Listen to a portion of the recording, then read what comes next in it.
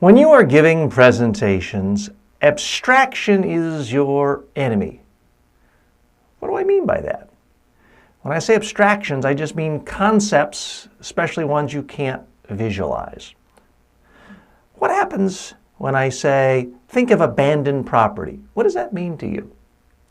I've asked that question to many people in the past, and everyone gave a slightly different answer, or just said, I don't know, an old decrepit house that people ran away from. It means different things to different people. Well, back when I was 23 years old, just out of college, I got a job as a press secretary for a Florida politician. He was the Florida controller. It was a statewide elected position.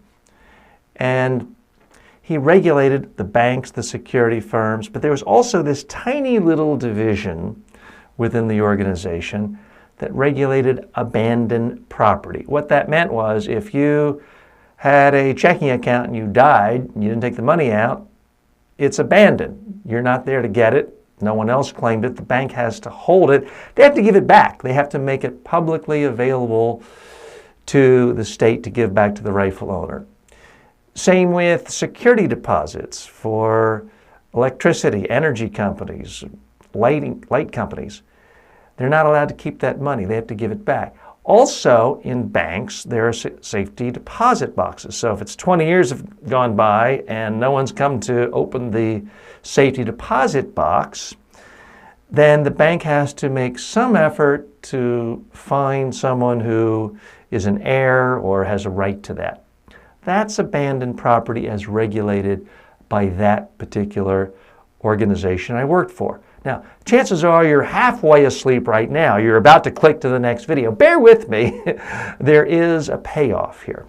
So the politician I was working for was trying to get publicity to boost his name ID to run for re-election in Florida, where it's expensive to advertise.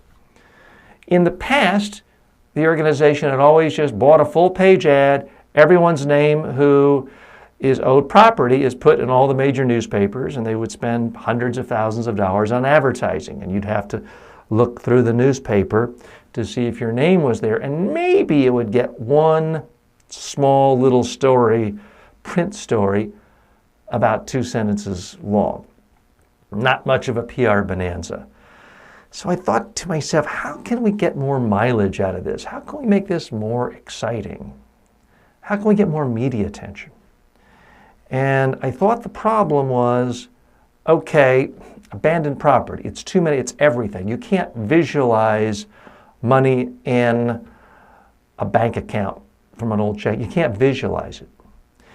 For the safety deposit box, if it's just deeds to property, you can't really visualize that.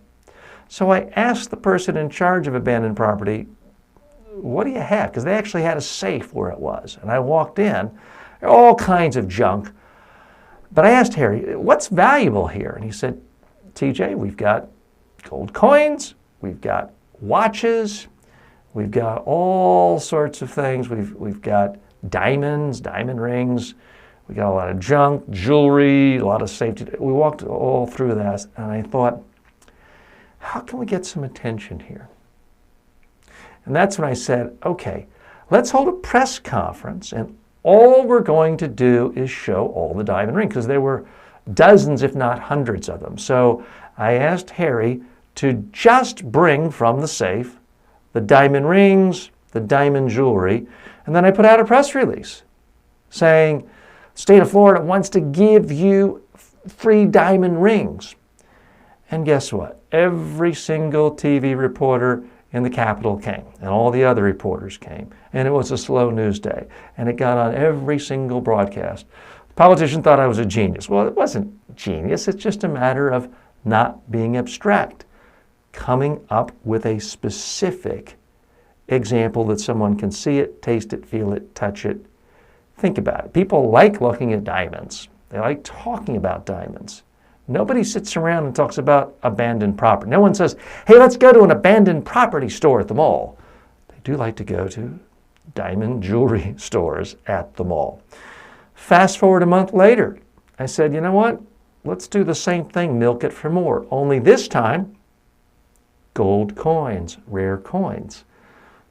Basically the same press release.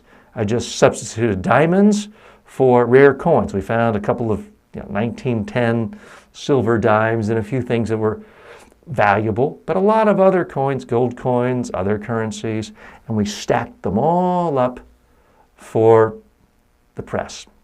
Again, TV coverage, print coverage, a lot of coverage. Fast forward to the next one. Guess what we did now? Watches, every kind of watch, grandfather watch, pocket watch, you name it. More and more attention. By focusing on one thing at a time, one visual, it allowed us to present our ideas to the media in a way that was frankly more interesting. A little more dramatic, something more relatable. So please keep that in mind. Abstraction is your enemy when you're giving a presentation, whether it's to live audiences or the media. It's better to focus on one thing at a time that people can see, taste, touch, feel, than to talk about every single thing under a broad umbrella. Okay, so why do I use that story? Again, I'm a little cautious about that because it makes it sound like I think I'm so brilliant. So I've got to be, I don't use it that often for that reason. I have to make sure it doesn't make me sound like I'm the hero of the story, because it's frankly not that brilliant an idea. But no one had done it before, and it generated tons and tons of publicity. And I just want people to think about, if you're presenting an idea to the media especially, what is visual? You can actually see diamonds. You can't see money from a checking account.